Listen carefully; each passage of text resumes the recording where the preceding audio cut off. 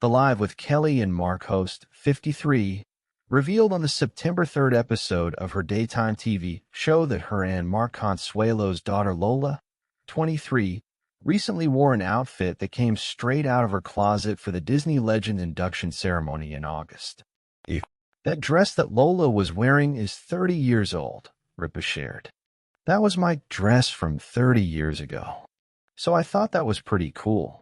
Ripa shared several photos of Lola in the wine-colored halter gown on her Instagram on August 12th, in a clip showcasing other moments from the event. The post included a sweet family photo of her, Mark and Lola posing side by side in their home ahead of the event, holding hands and on the red carpet. Ripa opted to wear a polka dot dress and white pumps, while Mark wore a black suit with a matching tie. Being named a Disney legend is just the pixie dust on top of a sundae. Thank you for this honor at Disney.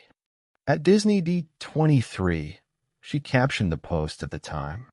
During Tuesday's show, she jokingly shared, "I was like to Mark, see? Price per wear," referencing her motto for keeping and reusing old clothing. She has mentioned her price per wear motto several times on the show, most recently referencing it in April, when she shared that she still has a Gap nightgown that she purchased 35 years ago, which she still wears over jeans. At the time, she joked with the audience that she paid practically nothing for the garment, adding that price per wear is almost to the point that Gap is paying her. She has also reworn several specific pieces of clothing, including a cream midi-length pencil skirt, which she guessed was about 20 years old and said she found in a closet downstairs. And, we buttered up my legs and we wedged me into it. But I just realized as I sat down in the chair, skirt might not make it, she joked at the time. Related, Mark Consuelo's jokes the crotch of his favorite jeans always sets off TSA metal detectors. Ripa and Mark also discussed what it meant for the All My Children alum to earn the recognition of a Disney legend on the show. Mark noted that he got teary-eyed watching her speech. "I know, I looked away from you when you did," Ripa recalled. "I was like, okay, so I just looked at Angela Bassett the entire time. What did you want me to do?" Mark joked, to which she responded, "I just didn't want to be emotional with you, so I looked at Angela." Never miss a story. Sign up for People's free daily newsletter to stay up to date on the best of what People has to offer, from juicy celebrity news to compelling human interest stories. He then noted that he was at a level 3 when it came to the tears in his eyes, noting that it was one of the ones where they kind of just build up at the bottom ring of your eyes. He added, "I was trying to hold it together for you. Your eyes are very big and expressive," Ripa said. "He looks like, the emoji where the eye fills up with tears? That's what he looks like." The dress waited like a story at the back of the closet, a sliver of wine-colored silk that had folded itself into a patient, flattering silence for 3 decades. It kept the faint scent of a summer evening that belonged to another era, the kind of perfume that memory still recognizes even when names and places blur. To Kelly, it was at once nothing heroic and everything intimate, a dress she wore when she was younger, a garment that had accompanied firsts and fleeting triumphs, and like most things that have earned their keep, it had a certain quiet dignity. When Lola asked to borrow it for the Disney Legends induction ceremony in August, Kelly's first thought was practical. The dress would fit her daughter's frame, and the long halter silhouette would look delicious under the stage lights. Her second thought, less practical and more sentimental, was immediate and soft. Here was a way to hand a small piece of herself to the next chapter of her family story. "You can borrow whatever you want," Kelly told Lola the night she took the dress down. She moved like someone undoing a private ritual, fingers easing the old fabric from its hanger, reveling in the little memories stitched along the seam. "But you have to promise to wear it like it belongs to you." Lola laughed. She was 23 and had grown up in the warm pool of celebrity glow that surround her parents, Kelly and Mark Consuelos. The red carpet was an old stage for her in some ways, and yet each appearance still had the ability to feel like a small revolution, a new day, a different view.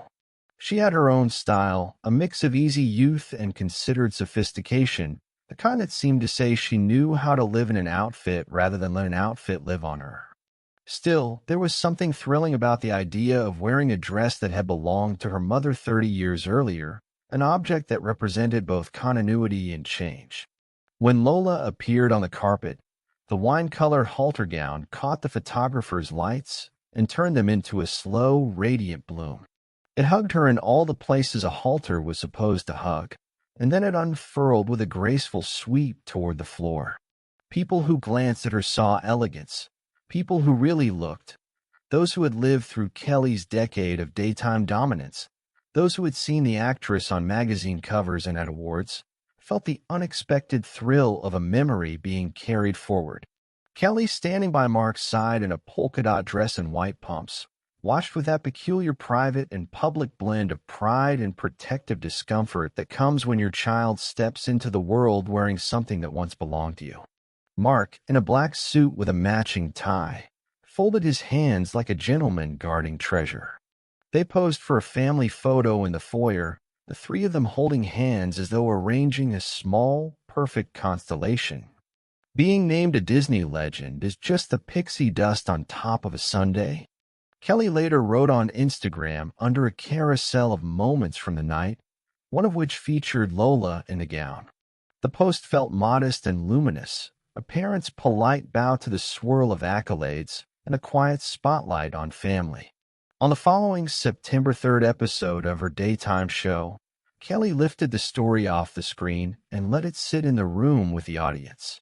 She said, almost in a toss-off, "That dress that Lola was wearing is 30 years old." The audience chuckled, understanding the wink of generational exchange. Kelly ought to be used to making jokes out of private moments. It's part of the daylight comedy of her life. But when she added, "So I thought that was pretty cool," the remark landed soft and honest, and the room leaned in closer. Anyone who's watched Kelly for years knows her for more than her laugh or her light banter. They know what she means when she jokes about price per wear, a frugal rye philosophy she has made into an accessory as reliable as her morning coffee. It's a creed that applauds thrift and longevity, the idea that clothes are wise when their use outpaces their cost. When she told Mark, with mock triumph, "See, price per wear," the remark landed with the kind of easy domesticity that makes celebrity feel like a kitchen conversation. Mark had responded, the way he always does, with an amused allowance and an affection that reaches beyond the cameras. He was the kind of husband who knows how to watch his wife move through a room and then be unexpectedly moved by it. During the Disney induction, he later admitted, he had felt the sort of swell in his chest that makes speech a risky prospect. "I was trying to hold it together for you," he said on the show, and Kelly, with an almost theatrical detachment, confessed she'd been looking at Angela Bassett during the speech so she wouldn't cry in front of him. It was the kind of candid, human piccolo the audience wanted in their Sunday. What made the dress more than a prop was the story threaded through its seams. Kelly could remember, in flashes, sometimes tender and sometimes ridiculous, the night she'd worn it years ago. The dress had been companion to a young woman learning to be public without losing the private. On nights of nervous preparation, and on evenings where the applause blurred into a warm haze, the dress had fit like a reminder that the body can hold more than one version of itself. In the quiet of the closet, it had been a relic and a promise, waiting for a day it could be part of a new narrative. For Lola, the dress became a vessel for her own sense of lineage. She had grown up listening to her mother's stories, both the punchlines that made the studio laugh and the small confessions that passed between parent and child in the kitchen at midnight. To wear the dress, she said later, felt like a little inheritance. There was something playful about borrowing not money or a recipe, but an actual piece of material that had witnessed its own history. She was aware of the circularity of it, that fashions go around, that what once was modern can become chic again with a certain tilt of a head or a different set of lights. But it was deeper than that, too. Draped in her mother's silk, Lola felt connected to a timeline where her mother's past and her future were not separate tracks but braided ones. After the ceremony, Kelly posted